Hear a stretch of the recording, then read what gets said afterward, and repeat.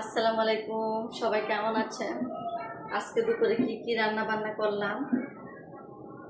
এইখানে আছে এটা চাল কুমড়ার খোসা দিয়ে একটা ভর্তা করেছি। তারপর এইখানে আছে মিষ্টি কুমড়া দিয়ে ভর্তা করেছি। তারপর এইখানে আছে চিকেন রোস্ট।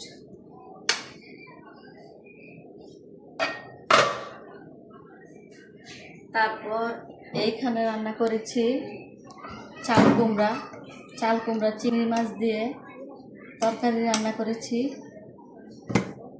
তারপর এইখানে আছে রুই মাছ দিয়ে সিম আলু দিয়ে টমেটো দিয়ে ভাজি।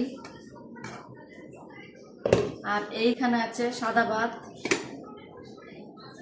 এগুলোই ছিল আমার আজকে দুপুরে রান্না বান্না। সবাই ভালো থাকবেন। আল্লাহ হাফেজ।